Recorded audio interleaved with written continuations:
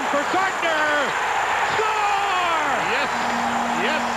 Number 600 for Mike Gartner. Players line up, le prenant.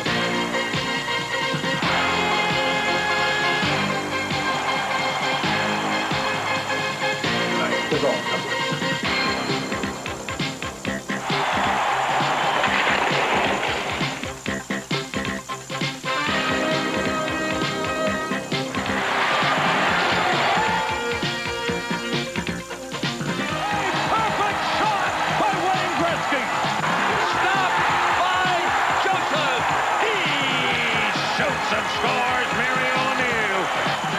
How did they not score? I can't believe it. Oh, my goodness. Oh, baby, what a goal.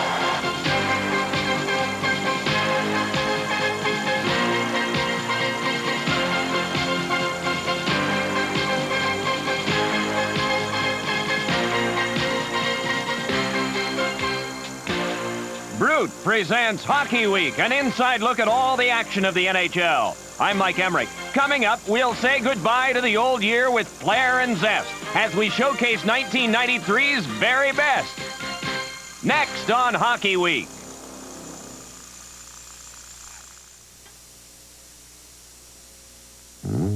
End edition. The best of the year during the regular season is the Pittsburgh Penguins. Let's look back to a piece from last April. Having won the last 2 Stanley Cups, the Pittsburgh Penguins are no secret. However, their accomplishments this year have a greatness to them that is entirely unique. When he battled back from cancer, Mario Lemieux provided the Penguins with an inspiration that has pushed them to a higher level. For proof of that, you need look no further than the remarkable record-breaking winning streak. Here's Francis, left point. Now to Lemieux. Lemieux's pass, right side. Larry Murphy, he shoots, score! Penguins win! Ridley on it for the Caps. Cross-ice hander broken up by Murphy. Leading Lemieux. Here he comes. Number 4. He wanted to go for the deep, but he didn't have the puck after Roussel came across. Murphy and shot save. Rebound, score! He's got 4. Right in, drops it out to the point. Here's some room for Ahola. He shoots over Otto. Outstanding glove save. Time running out. Devils get it in. Stevens, Salapukin's open. Fakes. Stastny. Shot. Save. That's the game. Here comes Tippett swinging wide. Huffman trying to close the play down. Tippett comes in. He fires. Hey! Shoots and scores. Now call Arnold Slick from Turtle Creek. It's all over. The Pittsburgh Penguins have won their 13th consecutive game. They've won the President's Trophy for the first time in the history of the Penguin franchise. They are the king of the hill for 92-93. The Penguins have made it 14 in a row. They have defeated the New Jersey Devils, Mario Lemieux with a 3-point night, and the Pittsburgh Penguins are one within the record with a big game coming up at home against the Montreal Canadiens. To tie it now, you have to play with one of the best teams in the league, Montreal. So it's like a never-ending thing. You know, it's always this streak. I mean, we haven't had a lot of like soft teams. That's put it this way. That's a good thing about it. Well, is it going to get any better? I don't know. It's been a terrific hockey game. We are tied at 3 through 60 minutes of play, and we have possibly 5 more minutes to go. Crockett on the center now. Looks for a trailer, and he's got him in Murphy, and the Canadians in. Looks over to go to O'Malley. Samuelson. Hey! Ladies and gentlemen, Elvis has just left the building. The Pittsburgh Penguins have tied an NHL record with 15 consecutive victories. The old mark had been set in 1982 by the Islanders, but the Penguins now had the chance to break the record in New York against the Rangers. They relished that opportunity.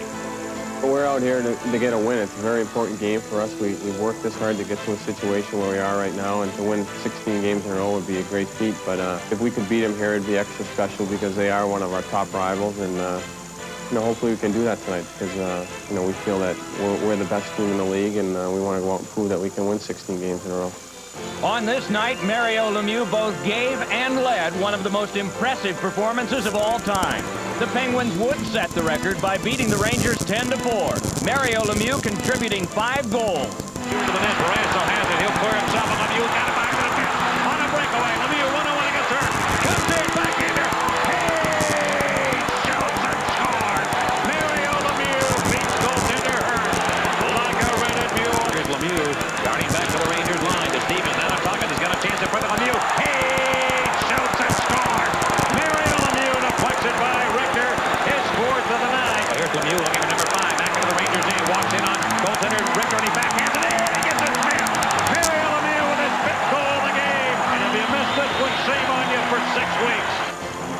was a stunning performance, one that earned Lemieux and the Penguins a standing ovation from the Madison Square Garden crowd. History had been made this night emphatically. The Pittsburgh Penguins had recorded their 16th straight victory. You know, we put a good streak together last year in the playoffs, and we thought that was good. But to do what we did here, we've beaten some good teams on the road. It isn't like we did it all at home. And we went into Boston, who was playing probably the best in the league besides ourselves. And you know, we've won some pretty big hockey games. Great teams do that. They go out there and do whatever it takes to win. And you know, we're showing a lot of character the last couple of weeks to keep the streak alive. And we did against Montreal and again tonight to get the record. So I think we showed a lot of character. Character is what it's all about. Mario Lemieux had led his club to one of hockey's most prestigious accomplishments. Now it's time for the Alka-Seltzer Plus Plus Minus Award Update. When you got a cold and you gotta get relief, you gotta get Alka-Seltzer Plus Cold Medicine. Riding herd out west with the top rating, that's Calgary's steady Frank Musil. But moving up fast is high-flying Sergei Fedorov of the Detroit Red Wings. 2-on-1. Johnson, 2-on-1. The shot is scored! Sergei Fedorov! At New Year's, Fedorov and Musil neck and neck for the Alka-Seltzer Plus Award. Tom O'Keefe is in the grip of a... A lot of folks were thinking Leafs are the best. Wide open hockey here in Game 7. And this crowd is, I don't know what kind of mood they're in now, but he looks calm. Believe me, he's not. And at the other bench, you'll find that he looks calm. And believe me, he is not. Can you believe it? We are going to overtime. Oh, my heavens. Clark shoving it to the corner. Out front again, Rouse. Scores! Scores! The Leafs win it! The Leafs defeat the Detroit Red Wings in overtime. This has been an unbelievable turn of events. The Red Wings have been eliminated. The Leafs march on. By defeating Detroit, Toronto added to its success in this already improbable season. The Maple Leaf hasn't looked so good in a long time. What better way to celebrate a great regular season and a series victory in the playoffs than with a rock music video? Let's take a moment from the postseason dramas to enjoy a little of Leafs Are the Best. The Leafs are the best, better than all the rest. From the East Coast to the West, the Leafs are the best. Come on, everyone, we'll be number one.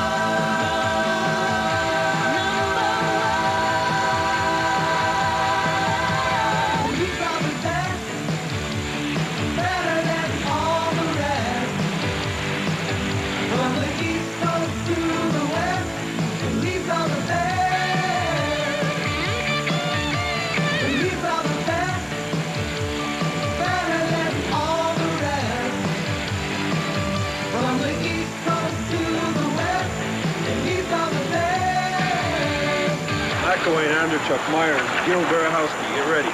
Hey. It could happen. Mike Myers' attitude just might lead to bigger things.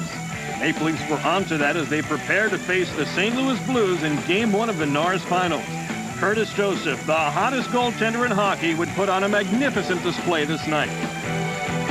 The Maple Leafs only beat Joseph once in the first 60 minutes on this goal from John Cullen. And though he faced far fewer shots, Toronto's 21-year-old Felix Potvin also excelled. Bob Berry's Blues only got the better of Potvin once as well. Emerson over the line, dropping it, Belster, score! The shot tipped in front by Bozon, and the Blues tie it. What action here in the second period.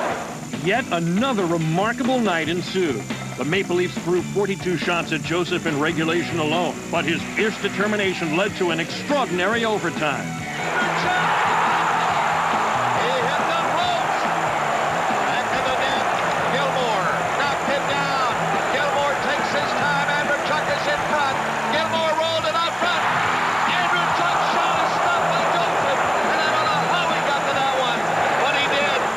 Joseph had to endure more than Robert. The blade of Mike Foligno's skate caught him in the helmet, and he would be forced to leave the game midway through the first overtime.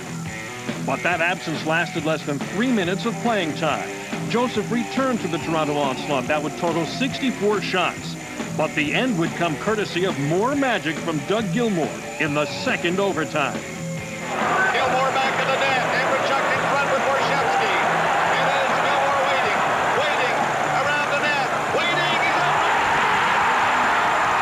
Gilmour solo job, and he's won it in the second overtime period.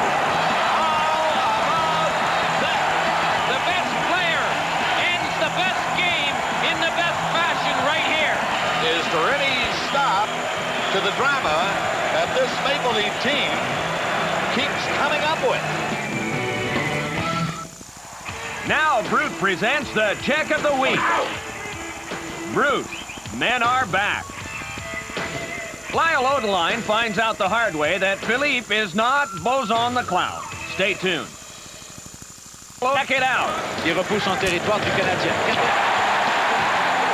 Odelein a fait une chute et la foule a apprécié. Chili? Look at Slovakia's attempt to qualify for Olympic hockey. Some familiar names led the way. Our setting is Great Britain, Sheffield, England to be precise. Sheffield is the hockey hotbed of the British Isles, and a little more than 2 months ago, it played host to a significant Olympic qualifying tournament. 5 budding hockey programs were hoping to make it to the big time of the Winter Games in Lillehammer. Only one of 5 teams would qualify for the 12th and final berth in the '94 Olympics. Backed by devoted fans was the host team of Great Britain. They were joined by an eager squad from Japan. Additionally, there was a unit from Poland, and the 2 favorites of the tournament, Latvia with San Jose's Arturs Urbe in goal, and an impressive squad from the newly formed Republic of Slovakia. This team had a number of current NHLers, but their leader was a hockey legend, Peter Stastny, who had a dream to fulfill in Sheffield. This one is probably most special. It's for my national team, really national team of Slovakia. And it's because of the pride, because of the prestige, or because, mostly because of the love to my country, to my people, what I feel. And I really feel that this is my chance to return something to the country which made me what I am. And that is one of the NHL's finest players. 13 years ago, Stastny and his brothers, Marian and Anton, defected from what was then Czechoslovakia and joined the Quebec Nordiques. Peter began a career that produced more than 1,200 points for Quebec and New Jersey. The careers of Marian and Anton were successful, but shorter than Peter's. Now Peter and Anton had a chance to be reunited. I always wished to play one more time again, with him somewhere. And I was hoping, he would come back to NHL because he left too early. But he lost the motivation. And I'm so happy that after 3 years, when I almost lost my hope to play one more time with him, this came about. The union is reborn, and we are again together, and the great days of our career are here again, and I appreciate it a lot. I believe this is something that people have to experience. It's hard to describe. The big game of the tournament featured Latvia against Slovakia. This play by Joseph Stumple of the Boston Bruins was indicative of how the evening went. Slovakia trounced Latvia 7-1. The team from Slovakia, which for this tournament also included the likes of Peter Bondra and Robert Petrovicky, now had an excellent chance to join the 11 others who had already qualified for a slot at Lillehammer. The importance of this kind of success for the newly formed nation was undeniable. The grand old man of Slovakian hockey was on a mission. That game was all about pride, about knowing this tremendous pressure. Thank God a lot of young players didn't even realize it. But at home, just knowing the interest that the whole country live and breathe hockey, this is unbelievable. And it all became official as Slovakia took care of Great Britain in the final game 7-1. The first goal of the contest was scored by Anton Stastny on an assist from brother Peter. It seemed like old times, not just to the fans who were present and the millions more at home, but even to the very players on the ice who had the chance to play with their boyhood heroes. I had some pictures actually in my wall when I was a kid. All the three brothers, Marian, Anton, and Peter. And, when I was a kid, I think I saw one game. They played against Montreal, and they scored, I think, 4 goals all lineup. So I said, oh, Jesus, they play so great. It's like the best European lineup in the National Hockey League. They're doing really good name for us. You know, it's a chance to get there because they're doing fine. Slovakia finished the tournament unbeaten. The final berth at Lillehammer had been determined. It was a proud moment indeed for a small country that has existed for less than 1 year. We're starting now. We're establishing ourselves. As a country, as a nation, as a sport, this Olympics gave us the opportunity to show really that where we belong. I think this is one of the main reasons why I came back. To play with Peter, to have a chance to spend a couple minutes on the blue line, listen to our national anthem. There is no more pride, no better sacrifice, and no more joy than to play for your national team, for your country.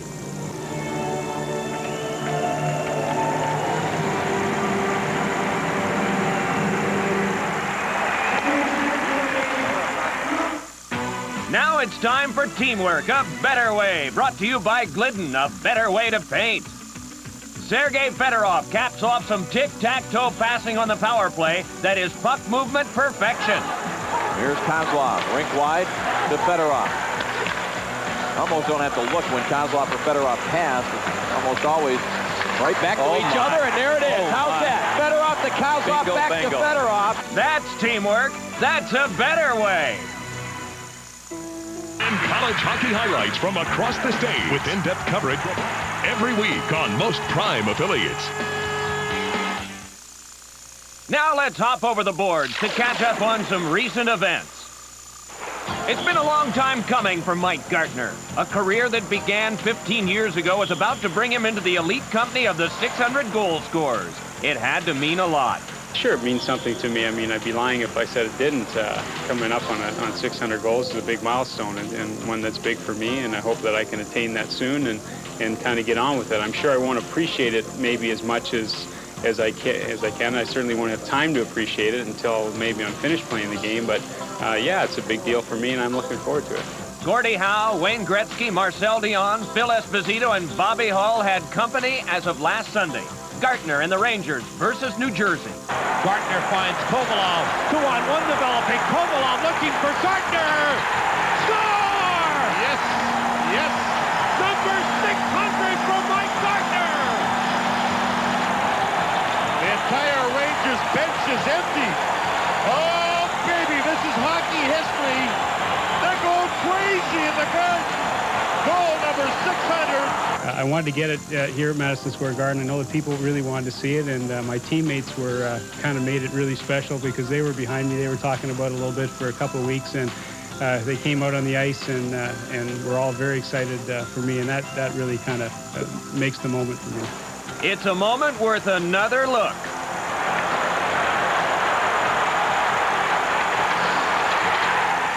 Congratulations to Mike Gartner on an illustrious achievement. 600 career goals, and no doubt quite a few more to come.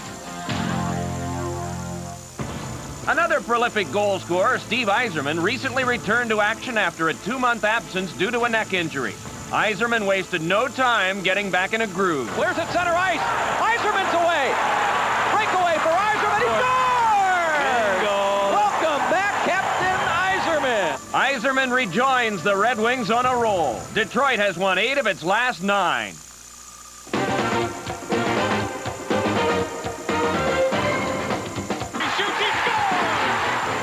Time for a special edition, Top 5 Goals of the Year.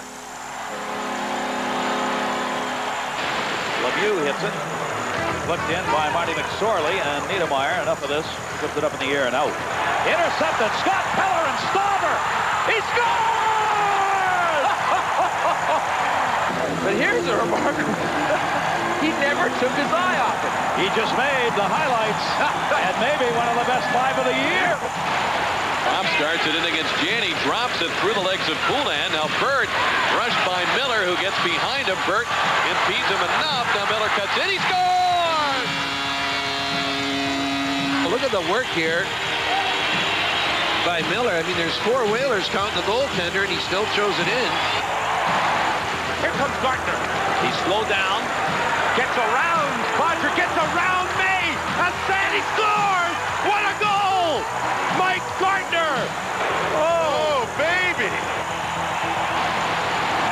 Bozon coming in from his backhand. Still controlling it. Unmolested in front. Bozon scores!